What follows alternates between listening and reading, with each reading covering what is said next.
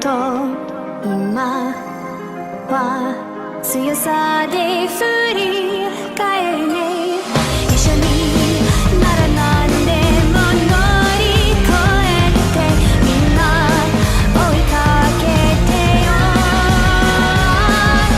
Yes Our dreams because we overcome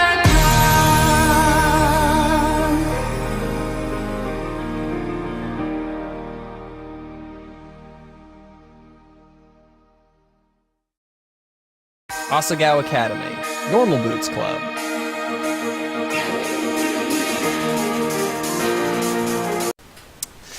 Oh my god. Was that just Ian? Was that was just Ian. Oh my god. That was fucking Bruno Moose who said that. My heart! Anyways! Hello everyone! Welcome to fucking YouTube Anime Dating Sim! What am I doing with my life? What am I doing with my life? Oh my god, okay. Well, okay, first of all, I'm gonna fucking shut up my headphones so I can actually speak without this background music, and I'm probably gonna mute this when I edit, but... YouTube Anime Dating Sim! Oh, what am I doing with my life? Why am I playing more dating sims? Is this an anime channel? No, it's not an anime channel. Why am I playing this? Well, the simple reason is because it's fucking YouTube Anime Dating Sim. Why wouldn't I play it? So for those of you who haven't followed the internet, Asagao Academy is a fan-made project where you get to date the Normal Boots people. You get to date John Jafari, aka John Tron, Austin, I don't know what his last name is, aka Peanut Butter Gamer, Gerard Dragon Rider Khalil, otherwise known as the Completionist, Paul, Nick, and Josh from Continue. I don't know why I latched onto them next, because I never watched Continue. I'm thinking, who else is there? Pro Jared something or other, really complex last name. Pro Jared. Shane, who apparently is the mind behind Gaming, and I think that's it? If I'm forgetting, oh yeah, there's also Satchbags, who I have no idea who the fuck he was until Asagao.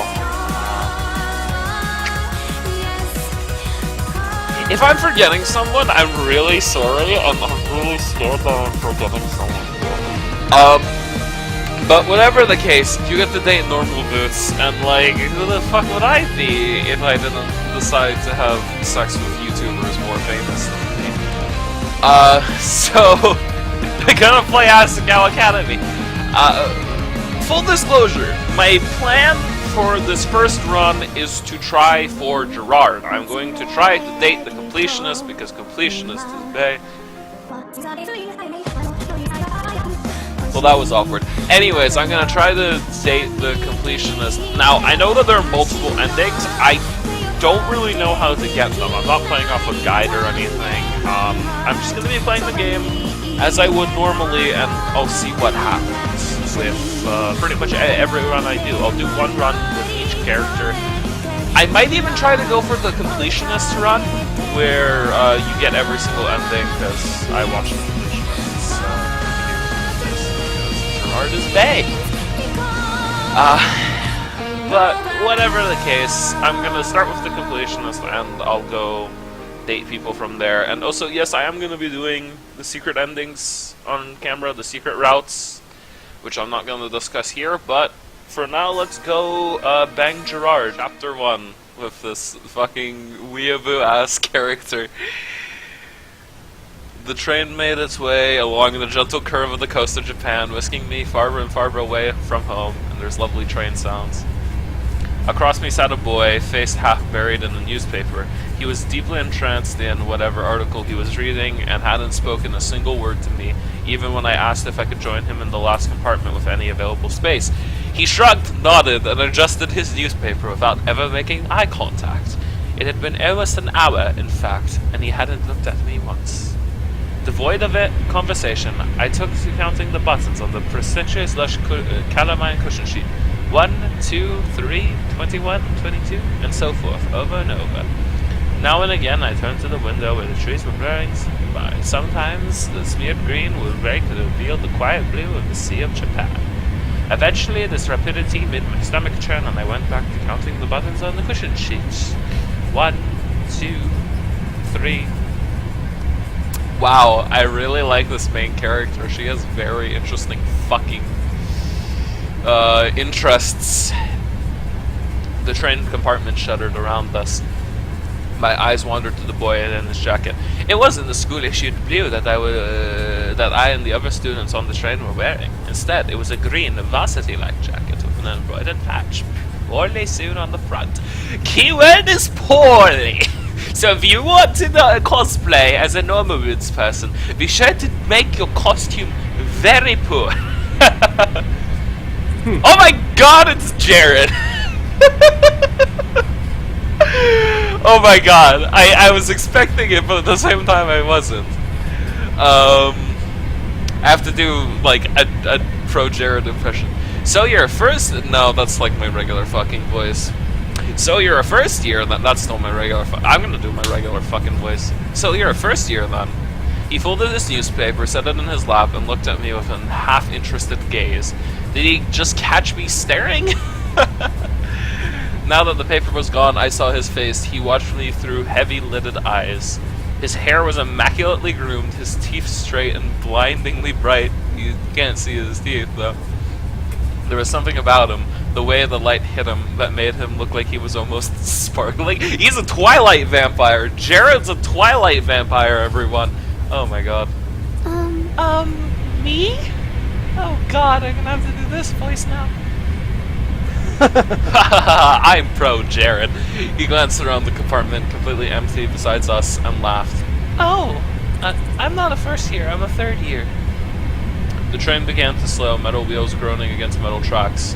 The sudden shift threatened to rob me of whatever I had left in my stomach, but I closed my eyes and took a deep breath, willing myself to keep it together. What kind of impression would I leave, puking on a student before I even arrived at the academy? The boy frowned. I picked up the hem of my cotton skirt. That's not possible. I haven't seen you before. It took me a moment of mouth fishing to find a response. It's because I'm a transfer student? Sounds fake as shit, Hana. He laughed again. Haha, I'm pro Jared. A transfer student, huh? We don't get many of those. I removed my acceptance letter, the heavy... I removed my acceptance letter from the front pocket of my uniform. The paper, heavyweight, off-white, had accumulated creases from the reading and rereading, as if the words might have changed since the last time I read it. Oh man, just a quick tangent, just quick side tangent. You have no idea how fucking pissed off I get when I write a line, and like at the very end I have to take a new line for like one word, especially if it's something short like it, or like, yeah, basically it, or that, or something like that. I get so pissed off. This is my like OCD problems. So that's a quick tangent about TigerKirby215. The boy took it, studied it, then handed it back to me. I'll see you around. I'll see you around. I'm pro Jared. Well then, Hana, I suppose I'll be seeing you around. He smiled at me as he picked up his suitcase lying next to him. By the time I hiccuped a response, he was already gone from the compartment. I stared out the empty hallway of the train. It was then that I realized, having gotten it from my acceptance letter, he knew my name and I never got his. He's pro Jared. He'll see you around. The train settled at the station and I filed out with the rest of the uniformed students. It was early April. What the fuck? Who starts school in April? God fucking Japan. I know so little about Japan. and the last frost of winter had already come and gone. The trees were already green, the leaves shivering in the occasional gust weaving through them. The air was mild, only a few clouds hanging in the sky. I walked along the road of a swarm of blue-jacketed bodies, looking at the little groups breaking off from the crowd. Everyone was buzzing so animatedly around me. I need a fucking cough. Give me a second.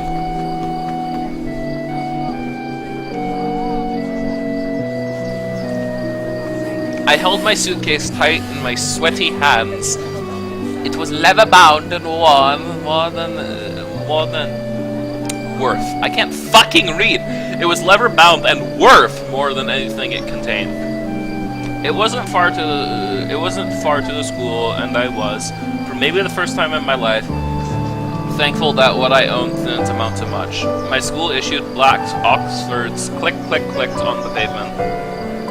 I walked this walk over and over in my mind. So many nights I lay awake imagining what it would be like to walk from the train station to Asagao Academy for the first time. My new start. I always imagined that everything would change for me on this walk. That somehow everything would be magically different. Of course, this is a fucking weeaboo anime dating sim, so it is gonna be. But as I looked around, I realized nothing had changed, because I'm a weeb. I hadn't changed. Depressing! That's a nice picture, though. By the time I reached the massive gates to Asagao Academy, I forgot all about the disappointment slouching in the back of my throat. The school, framed by the gates twisting black metal, was just as beautiful as the glossy photos I saw in the pamphlets. This was it, Asagao Academy. I glanced around. The swarm of students gathered around the gate. Beyond it, tiny blue people bounced around the academy's main building. A girl pressed a button to one side of the gate. The excitement in the air was almost palpable. A few moments later, the black gate, with great effort, creaked outwards and cleared the pathway. As the rest of the group shifted into motion, I followed along, a sheep in the herd. My stomach tied itself into knots. The crowd split off into different directions. For a moment, I panicked. A tired-looking man with grayish hair called out for first years. A cluster of fresh-faced students gathered around him. Hey, look at that girl! I turned. A few feet away, a small group of boys were pointing at me and snickering. Pink hair? Are you kidding me? How desperate can you get? Of course they're gonna fucking randomly make fun of her. I need a fucking cough again, Jesus Christ. I actually have a bag of cough drops beside me, so I'm gonna be a professional and fucking suck on insert brand of cough drops here. Cough drops. Hot shame crawled down my neck as I sucked on cough drops. I attached myself to a group of girls, following a few steps behind them. In the distance, cicadas hummed in time to my shoes crunching against the gravel. My hair, it wasn't my fault that my hair looked like this. Fucking pink hair ain't natural, bitch. Luckily, I found myself at the girls' dormitory. A large sign in the lawn reading Primrose House. The building dwarfed me in size and sheer intimidation. How many students did Asagao have? I don't know, it's an academy, you tell me. As I approached the building, a red-headed girl lingering nearby caught my attention. I looked away, then looked back. She was staring at me! She walked over. Oh, you must be my roommate! Oh, you must be my roommate! I guess that's her voice now. This fucking really squeaky voice. I eyed her warily. She smiled and bouncing in a way that suggested her views on life were akin to a perpetual bouncy castle. What? What? Me? Bingo. Bingo. Of course you, silly. Let me guess. Room 325? I thought back to the paper I received the month prior with the list of all the supplies I needed for the year and my dorm arrangements. Yeah, that's right. She laughed, but I couldn't figure out what was so funny. Was she laughing at me? When I found out that my roommate was a transfer student, I knew you were going to be a total main character breaking fourth wall. I'm sorry. What? When I saw you outside the gate, I knew it was you. I mean, look at that hair! I felt a lump forming in my throat. What was she talking about? She had to be making fun of me. I hadn't spent more than 5 minutes on campus and I was already being mocked. Fucking Hana! Get your fucking shit together! Stop being like that girl who's like, oh, everyone hates me. Wah! My hands began to tremble. Is something wrong with my hair? Her face slackened from an amused smile to a more worried expression. Then she began to laugh again. No! It's great. I'm sorry. Can I, like, go back? Is that an option? Oh, yeah. Okay. Oh, no. It's great. I'm sorry. So I can scroll up to, like, go backwards. That's good. No, it's great. I'm sorry. We're getting off on the wrong foot, aren't we? Oh, gosh. We're getting off on the wrong... Okay, I'm not gonna fucking read that. I'm Mai Sasaki. You must be Hana. I'm Mai Sasaki. You must be Hana. I bowed my head because I'm fucking Japanese. Hello. Hello, it's nice to meet you, Mai. All your school books were waiting in our room with your welcome letter, and I read the envelope. I hope you're not mad. Mai started walking toward the dorm's front doors. I followed behind like a lost puppy. Did you check at the front desk already? No, I didn't. I didn't know we were supposed to. I was supposed to. Good. They'll offer to have a staff member give you a tour of the campus, but I can show you around. We don't get many transfer students in year 3, you know. Oh, is that your only bag? Just the one? I'm glad I brought an extra bag of stuff to decorate my room with. I started already. I hope you don't mind. But I did wait to string the lights. And this is the bitch who fucking brings lights to her dorm. I thought we could do it together, you know. She spoke quickly, her words bubbling out of her mouth, and left me no time to answer until the end of her monologue. Yeah, okay, that sounds good. She held the front door open for me, and I hurried inside. Girls, look at this fucking pink-ass shit. Girls filed up and down the hallway, howling greetings and exchanging vague niceties that were more often than not, how was your break-in? Look how tan you got! It seems everyone knew each other. I followed Mai as she led me through the maze of students and up 2 flights of stairs. Each dorm floor looked the same as the last, narrow, white doors lining both sides with pink pale walls. Thin, gold numbers were tacked to the front of each, the numbers rising as we climbed. You're not missing anything with the campus tour, I promise. Mr. Satimo.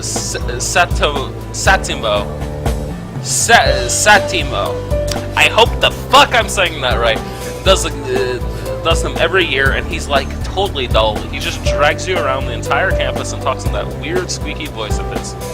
I'll tell you everything you need to know. I smiled, trying to let this calm my nerves. Thanks! We headed down the hallway on the 3rd floor. Mai stopped us in front of a door numbered 325. Here we are! These fucking posters, this fucking obsession by Alvin Stein. Cats. Is that fucking Pro Jared? That's fucking Pro Jared just lying there. And then Tortured Soul, the only my guitar understands me world tour. Jesus Christ. A faint smell of potpourri wafted into the room. The walls, like the hallway, were a soft, powdery pink. Mai already defaced them with a tapestry of posters, magazine cutouts, and photographs. Some of the photos were of cats, but most of them were male models and rugged musicians. Oh! I just realized Alvin Stein, that's like Calvin Klein. That's what that is. A bunk bed, 2 writing desks, and a wooden chair. Okay, a bunk bed, 2 writing desks with wooden chairs, a small dresser, and a mirrored vanity, all clearly provided by the school, were the only pieces of furniture in the tiny room. The top bunk was already covered in neatly tucked blankets and throw pillows of clashing patterns and colors, kappa. The bottom bunk had a single stiff-looking pillow and thin cotton blanket that I didn't need to touch to know was horribly itchy. I must have grimaced because Mai quickly smiled at me. I brought way too many pillows and blankets. I always overpack. I went to Italy over break and Mom got really mad at me because I brought 5 bags and we were only 3 for a week.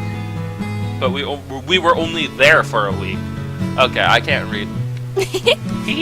She laughed. pulled several blankets and pillows from her bunk and rearranged them neatly on mine. A sudden twinge of guilt and embarrassment hit me. Perfection. Perfection. There, that's much better. Thanks, Mai. I'm embarrassed. I placed my suitcase on the bottom bunk and began to unpack its contents. Several changes of clothing, pens and pencils, empty notebooks, a few photographs of my father, a dilapidated stuffed rabbit, an old portable radio, and a small black box. Mai opened the curtains and the sunlight poured in. I turned into stone because I'm a fucking vampire, much like Pro Jared. So, where are you from? I slid the now empty suitcase under the bottom bunk. Oh god, I need to fucking sneeze now. No, I'm fine, but if I sneeze, that'll be fun to get on record. About 2 hours north of here, it's a small town called Amaririsu. You probably haven't heard of it. You also probably can't fucking pronounce it because it's Japanese. I set the stuffed rabbit, Mr. Bunny, on my bed beside a purple and teal throw pillow. Oh! Did you go to a different boarding school, or...? No, I went to a public school down the street from my house. Public school? Really? Really? Oh my gosh, because I'm so impressed. I love that, like, that stereotype where, like, posh kids don't know what the fuck public school is. I mean, then again, I've never gone to private school, I've always gone to public school, so... Oh my god, this text. What was it like? Were the students mean? Did you have lots of friends? I always went to private schools. My parents work a lot, and my dad goes overseas, so I think they stuck me here for convenience. Oh, hey, what's that? I removed an ornately patterned origami crayon from the black box and was sending it on the unclaimed writing desk. Oh, this? My lover made it for me a long time ago. Oh, that's beautiful. I set it beside a stack of thick textbooks, which I assumed were provided for me. Aww. Mai thinks the way I do. Wow, it's so pretty. I've never seen paper like that before.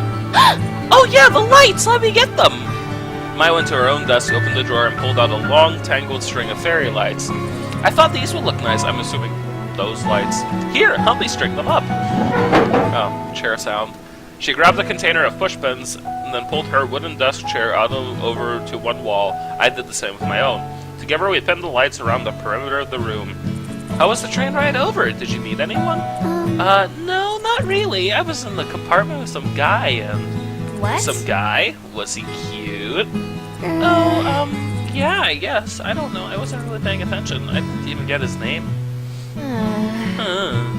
I seemed disappointed for a moment, then perked back up. You'll have to point him out to me if you see him again. Oh, okay. Once we finished stringing the lights, Mai climbed down from her chair and brushed her hands together triumphantly.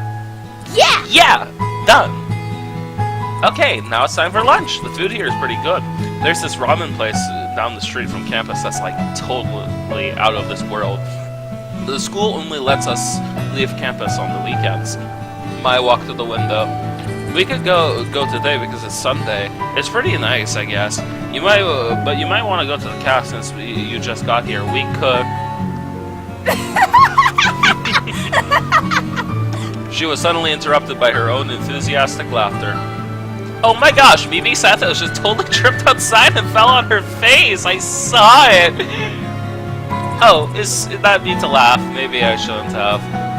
Oh well. Anyways, let's go eat. I'm totally starved. I like Mai. Can I bang her, please? She led me out of the room before I even had a chance to respond.